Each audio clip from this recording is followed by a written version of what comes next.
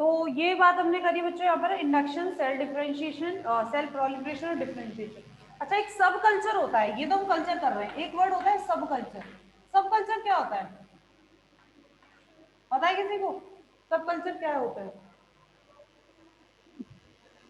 सब कल्चर होता है बेसिकली इस टाइम, इसमें हम क्या करते हैं सब कल्चर में, जैसे फॉर एग्जांपल आपने अभी कल्चर कर दिया और कल्चर करने के बाद सब कल्चर होगा यहाँ पर इस वाले फेज में, यानी कि आपका कैलस बन गया है। अब इस कैलस को क्या करना चाहते हैं आप, काफी टाइम तक रखना चाहते हैं, क्योंकि क्या होता है कि कैलस है आपने मीडिया में रखा हुआ है, कैलस को मीडिया में रखने के बाद एक टाइम के बाद वो सारा मीडिया यूज कर लेगा, एक टाइम के बाद उसकी ग्रोथ की एक लिमिट आ जाएगी, यानी कि अब तो आपको इसको डिफरेंशिएशन कराना ही पड़ेगा, और नहीं कराएंगे तो फिर वो खराब होना शुरू हो जाता है। ठीक है, उसमें क्या शुरू हो जाता है, म्यूटेशन शुरू हो जाता है। ठीक है, तो इसके लिए आपको क्या करना पड़ता है, या तो इसका डिफरेंशिएशन करना है। एक तरीका ये आप इसको कैसे बचा के रख सकते हैं, अगर आप इसका सब कल्चर करें। सब कल्चर क्या होता है कि आपका कैलस फॉर्मेशन हो गया है, कैलस फॉर्मेशन होने के बाद उसमें से उसकी कुछ सेल्स, फॉर एग्जाम्पल आपको याद होगा, अब आपका वो वर्ड अब याद आएगा जब हमने मेरिस्टेमॉइड बात करी थी, याद है? मेरिस्टेमॉइड मैंने क्या कहा था, दो वर्ड हमने पढ़े थे, मेरिस्टेम एंड मेरिस्टेमॉइड। मेरिस्टेम हमने कहा था कि localized group of the cell which has the capacity to divide. ठीक है, नॉर्मल हमने बात करी थी कि प्लांट की कोई भी ऐसी सेल्स जिनकी कैपेसिटी क्या है, डिवाइड करने की है, that are called as the meristem. Meristemoids क्या होते हैं, मेरिस्टेमॉइड्स वो होते हैं वो सेल्स जो कैलस में प्रेजेंट है, and these are called as the meristemoid and used in the sub culture.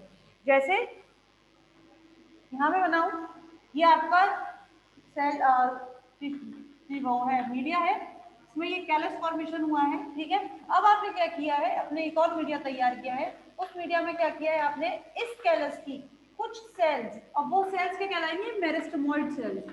अब वो सेल्स क्या कहलाएंगे बच्चों, मेरिस्टेमॉइड सेल्स, जो हमने क्या निकालते हैं हम बेसिकली ऐसी सेल्स का ग्रुप निकालते हैं जो कैसी होती है, मेरिस्टेमेटिक होती है, और उन मेरिस्टेमॉइड सेल्स को आपने क्या किया है, दूसरे मीडिया में ट्रांसफर कर दिया है। दूसरे मीडिया में ट्रांसफर करने की वजह से क्या होगा कि अब वो मेरिस्टेमॉइड सेल्स क्या करेंगे, अब वो कैलस बनाएंगे, क्यों, क्योंकि कुछ अमाउंट में सेल्स है तो वो अब उनकी कैपेसिटी क्या है, डिवाइड करने की, तो वो अच्छे अमाउंट में एक कैलस फॉर्मेशन करेंगी। ऐसे ही फिर आपको और टाइम के लिए रखना है, आप इसका फिर सब कल्चर कर दीजिए, फिर सब कल्चर कर दीजिए। तो इसीलिए क्या होता है कि बार बार सब कल्चर करने से आप उसको क्या कर सकते हैं, मेंटेन करके रख सकते हैं, लेकिन एक टाइम तक, ऐसा नहीं साल साल भर, दो दो साल तक आप उसको सब कल्चर किए ही जा रहे हैं। क्यों, क्योंकि एक टाइम के बाद तो फिर उसकी भी खत्म हो जाती है टेंडेंसी, उसकी जो लाइफ स्पैन है वो खत्म हो जाती है। तो एक टाइम तक अगर आपको मेंटेन करना है अपने कैलस को, तो थ्रू द सब कल्चर आप उसे क्या कर सकते हैं, मेंटेन करके रख सकते हैं। तो यहाँ क्लियर हो गई बात, सब कल्चर क्या है।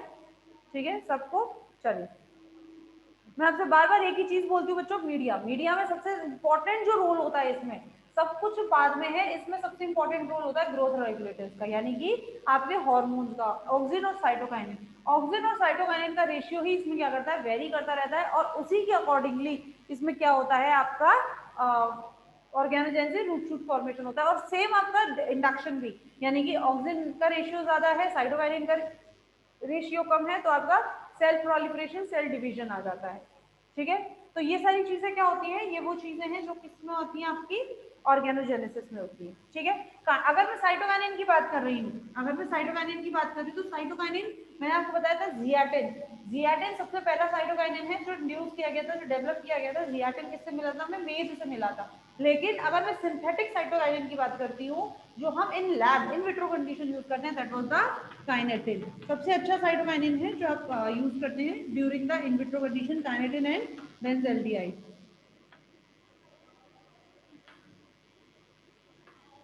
ठीक है, काइनेटिन एंड बेंजल्डियाइड। तो ये बात हो गई थी हमारी किसकी, इनडायरेक्ट ऑर्गेनोजेनेसिस की। कोई डाउट है बच्चों इसमें, इस पूरे में जो आपका बोर्ड पे लिखा हुआ है? आई होप अगर आप लोग कॉपी वगैरह लेके बैठे तो आपने नोट कर लिया है ये।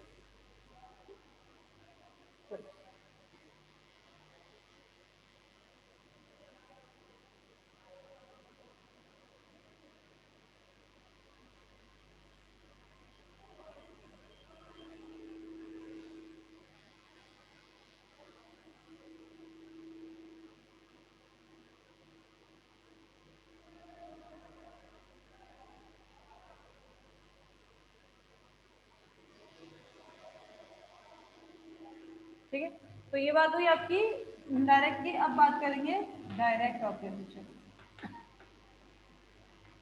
Direct organogenesis, that is without callus. Direct organogenesis that is without callus, बिना कैलस के हम इसमें क्या करेंगे, डेवलपमेंट करेंगे। ये जो बात होती है, हम जो बात कर रहे हैं ये डायरेक्ट ऑर्गेनोजेनेसिस की, पहली बात तो किसमें सबसे ज्यादा यूजफुल है, हर्बेशियस प्लांट्स,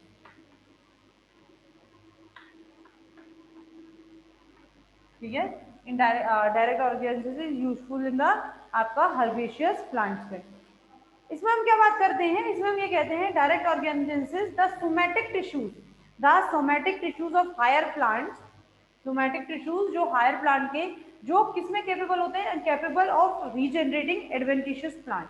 सोमैटिक टिश्यूज की अगर मैं बात करूँ, सोमैटिक टिश्यूज क्या है, सोमैटिक टिश्यूज हो जाते हैं जैसे कि आपकी प्लांट का कोई भी सोमैटिक पार्ट, एक तो होता है आपका रिप्रोडक्टिव पार्ट और एक होता है सोमैटिक पार्ट, दैट इज आपका शूट है, आपकी रूट्स हैं, ठीक है, या कोई भी ऐसी पार्ट है somatic tissue of the higher plant capable of regenerating adventitious plant किसी सर्टेन कंडीशन में, this the method is called include the,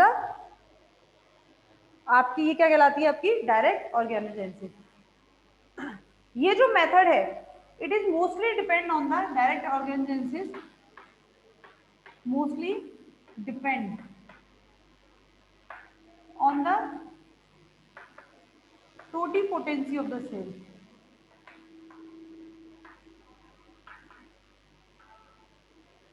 mostly किस पर डिपेंड करता है ये मोस्टली डिपेंड करता है, direct organogenesis mostly depend on the totipotency of the cell, कि उस सेल की टोटिपोटेंसी क्या है, जो आपने एक्सप्लांट यूज किया है उसका वो कितना टोटिपोटेंट है, तो उस हिसाब से डायरेक्ट ऑर्गेनोजेनेसिस आपका वेरी करता है, ठीक है।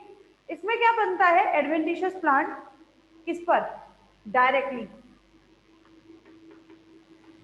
Directly form,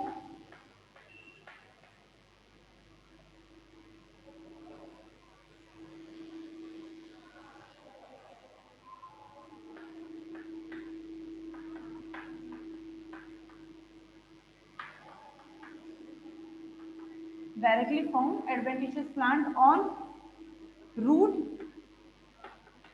shoot and other organ. यानी कि कहने का मतलब क्या है, यहाँ पर देखिएगा, आपने एक्सप्लांट लिया कोई भी, फॉर एग्जाम्पल आपने कोई रूट ले ली, मैं यहाँ रूट ले ली ये इस तरह से, ठीक है, रूट ली है, रूट लेने के बाद इसमें आपको कुछ नंबर सेल्स के मिलेंगे, these are called the embryo, या फिर हो सकता है कि आपको डायरेक्ट क्या मिल जाए, रूट है, रूट में आपने देखा शूट फॉर्मेशन शुरू हुआ है, एंड देन उसके बाद उससे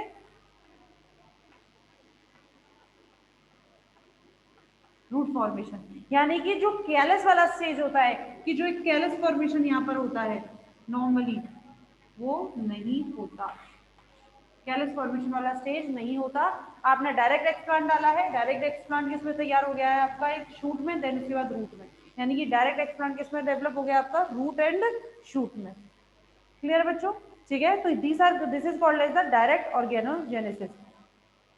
अच्छा, ये जो डायरेक्ट ऑर्गेनोजेनेसिस है, ये मैंने आपको पॉइंट्स लिखवाए हैं, किसमें होता है, ज्यादातर हर्बेशियस प्लांट में होता है, मोस्टली डिपेंड करता है सेलुलर टोटिपोटेंसी में, यानी कि directly for adventitious plant, directly formation of adventitious plant on root shoot and other organ, and it is highly depend on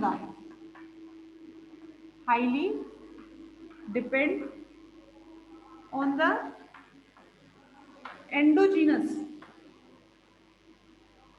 endogenous hormone, ठीक है, highly depend on the endogenous hormone, यानी कि उस explant में, जो एक्सप्लांट आपने use किया है उसमें एंडोजीनसली हार्मोन का लेवल क्या है, ठीक है, क्यों, क्योंकि भाई कैलस फॉर्मेशन तो हो नहीं रहा है, यानी कि रूट बनाना है, शूट बनाना है, जो एक्सप्लांट लिया है वो रूट बना रहा है, पहले शूट बना रहा है, तो ये उसके एंडोजीनस लेवल पर डिपेंड करता है, ठीक, क्लियर बच्चों, चलो, तो ये हो गया आपका डायरेक्ट, और इसमें और कुछ नहीं है बताने वाला, क्यों, क्योंकि इंडक्शन होगा नहीं, सेल प्रोलिफरेशन होगा नहीं, सिर्फ क्या है, डिफरेंशिएशन ही तो है, और डिफरेंशिएशन भी किसका होगा, तो इसीलिए जो हमने बात करी थी कौन सी फेज की, इंडक्शन की, आपसे सेल डिवीजन की, और आपके डिफरेंशिएशन फेज की, वो हम किसमें बात करते हैं, इनडायरेक्ट ऑर्गेनोजेनेसिस में, ठीक।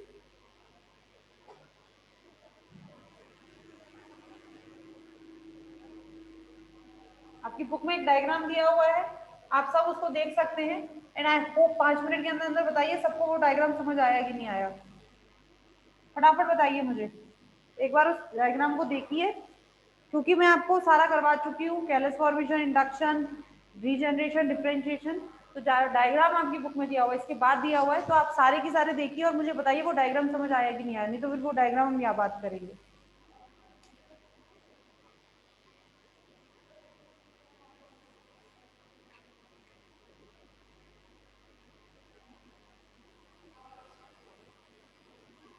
पेज नंबर 145 पर प्लांट रीजनरेशन बाय ऑर्गेनोजेनेसिस दिया हुआ है, उसके अंदर आपकी इनडायरेक्ट और डायरेक्ट ऑर्गेनोजेनेसिस दोनों के बारे में बात की हुई है।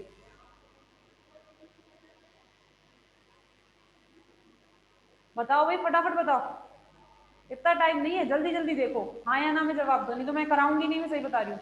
फिर मैं ये मान के चलती हूँ, अगर आप लोग कोई रिप्लाई नहीं कर रहे तो मैं ये मान के चलती हूँ आपको सब समझ आ रहा है, क्योंकि अगर समझ नहीं आता है तो बच्चे रिप्लाई करते हैं।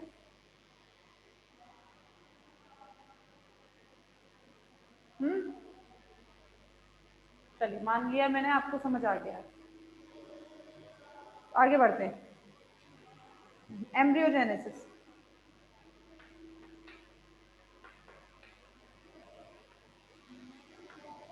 ऐसे मान तो नहीं बैठे कि बुक ही नहीं खरीद रखी है, पता चला पढ़नी ही ऐसे लोग बैठे जिनके बुक ही नहीं है, तो बताएंगे कहाँ से हाँ या ना में।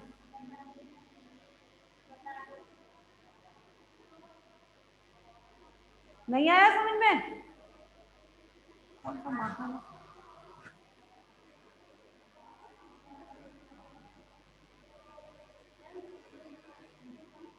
वो ही नहीं लगा ये कपड़ा नहीं ये।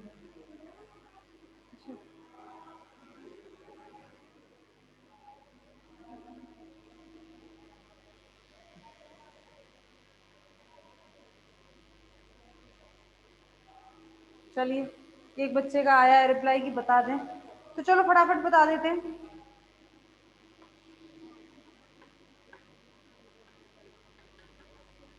एक्सप्लांट, ठीक, एक्सप्लांट से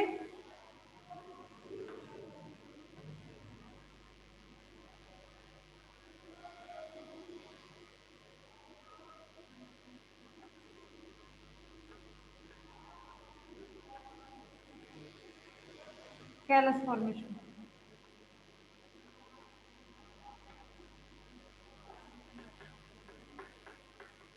ठीक है।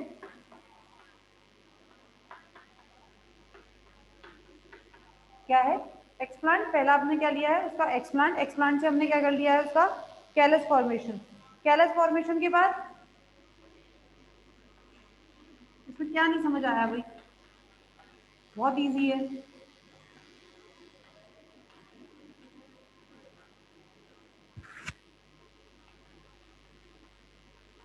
शूट फॉर्मेशन, और शूट फॉर्मेशन कब होगा?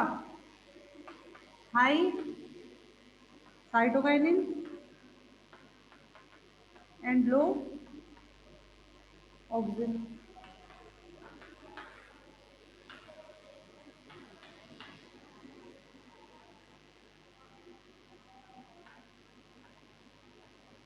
क्या नहीं समझ आया इसमें?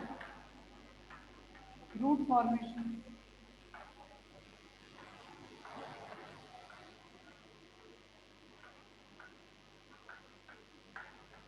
ट्रांसफर कर दिया पॉट प्लांट में, ठीक है।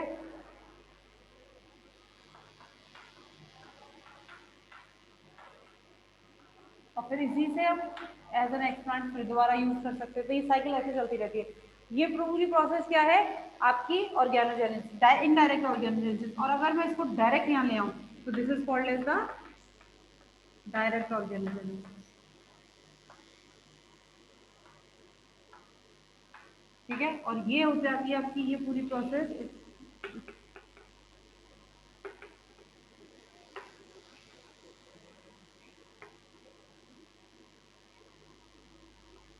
Indirect organogenesis.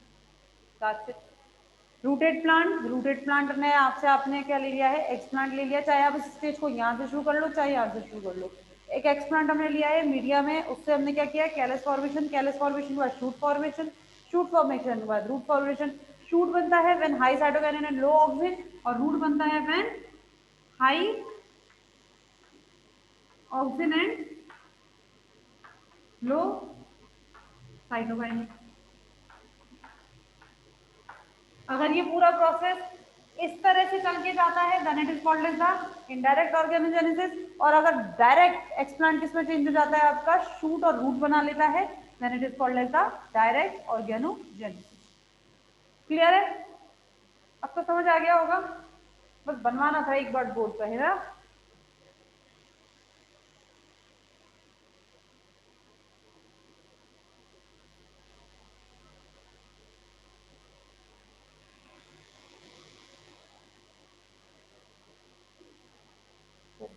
नेक्स्ट है आपका एम्ब्रियोजेनेसिस। एम्ब्रियोजेनेसिस क्या होता है? एम्ब्रियोजेनेसिस हम बोलते हैं जब आपका सोमैटिक एम्ब्रियो, सोमैटिक एम्ब्रियो या मैं कहूं एम्ब्रियो जो होता है वो किससे बनता है, किसी सोमैटिक सेल, टिश्यू और ऑर्गन। कोई भी सोमैटिक सेल, कोई सोमैटिक टिश्यू, कोई भी सोमैटिक ऑर्गन, जैसे कि आपका रूट और शूट, अगर किसमें डेवलप हो जाता है, एम्ब्रियो में डेवलप हो जाता है, then it is called as the somatic embryogenesis. Embryogenesis तीन टाइप से हो सकती है। कौन कौन सी? एक हो सकती है आपकी एडवेंटिव एम्ब्रियोजेनेसिस,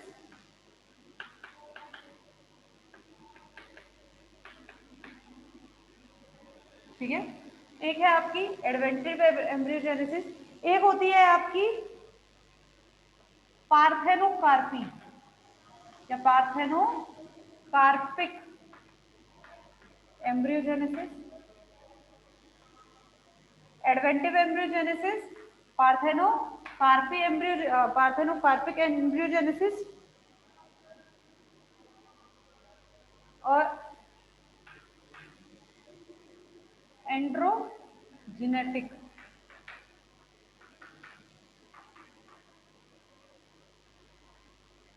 एम्ब्रियोजेनेसिस, ठीक है। तीन टाइप की हो सकती है एम्ब्रियोजेनेसिस। एम्ब्रियोजेनेसिस होता क्या है? एम्ब्रियोजेनेसिस होता है development of embryo from somatic cell, या फिर मैं कहती हूँ in somatic embryogenesis the development of embryo takes place by through any somatic cell, tissue और organ. Embryogenesis could be of three type, तीन टाइप का हो सकता है, एडवेंटिव एम्ब्रियोजेनेसिस, पार्थेनोकार्पिक एम्ब्रियोजेनेसिस और एंड्रोजेनेटिक एम्ब्रियोजेनेसिस। एडवेंटिव एम्ब्रियोजेनेसिस की बात करूं तो एडवेंटिव एम्ब्रियोजेनेसिस में हम कहते हैं कोई भी सोमैटिक सेल, कोई भी somatic cell when any somatic cell of the plant of somatic cell or tissue of the plant develop into the embryo, then it is called as the adventive embryogenesis. Parthenocarpic embryogenesis क्या है? Parthenocarpic embryogenesis होता है when unfertilized egg, unfertilised egg, ठीक है। कोई भी somatic cell अगर embryo form कर रहा है then it is called as the adventive embryogenesis.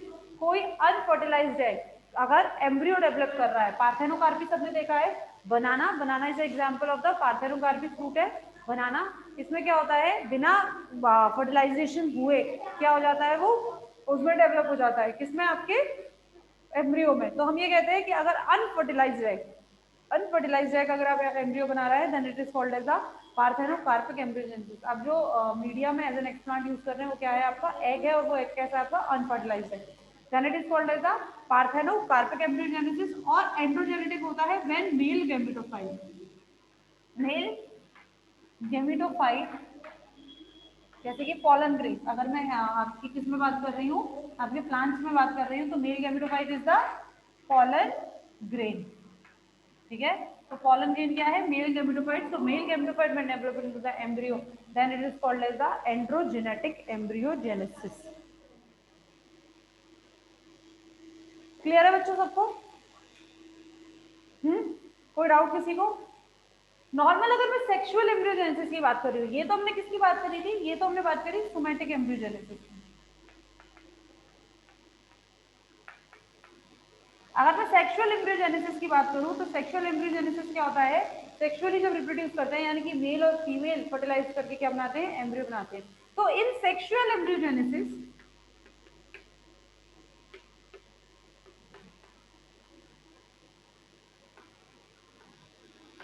Sexual embryogenesis के टाइम पर क्या होता है, fertilisation, the process of the fertilisation, fertilisation का जो प्रोसेस हो रहा है, जो फर्टिलाइजेशन हो रहा है, ये ट्रिगर करता है, ट्रिगर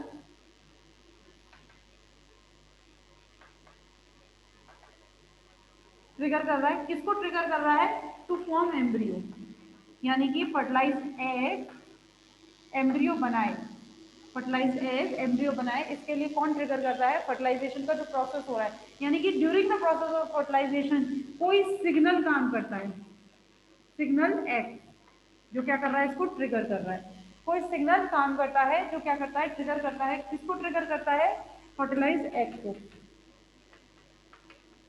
किसको ट्रिगर करता है, फर्टिलाइज एग को ट्रिगर करता है, और किसके लिए ट्रिगर करता है, टू फॉर्म एम्ब्रियो। ठीक है, अगर वही चीज मैं किसमें बात करूं, सोमैटिक एम्ब्रियोजेनेसिस की बात करूं कि सोमैटिक एम्ब्रियोजेनेसिस में हम अनफर्टिलाइज्ड एग ले रहे हैं, तो अनफर्टिलाइज्ड एग अपना एम्ब्रियो बनाए तो उसके हिसाब से हमें क्या देना पड़ता है, उसको हॉर्मोन्स देने पड़ते हैं। ठीक है, तो इसके लिए हमें क्या देना पड़ेगा, हार्मोनल सिग्नल, किसमें, सोमैटिक एम्ब्रियोजेनेसिस में अनफर्टिलाइज्ड एग के लिए हमें क्या देना पड़ता है, हार्मोनल सिग्नल। क्लियर है बच्चों, ठीक है। सेक्सुअल एम्ब्रियोजेनेसिस में कौन होता है, फर्टिलाइजेशन होता है, फर्टिलाइजेशन का प्रोसेस होता है जो एज ए सिग्नल काम करता है, किसको, फर्टिलाइज एग को ट्रिगर करने के लिए, एम्ब्रियो बनाने के लिए।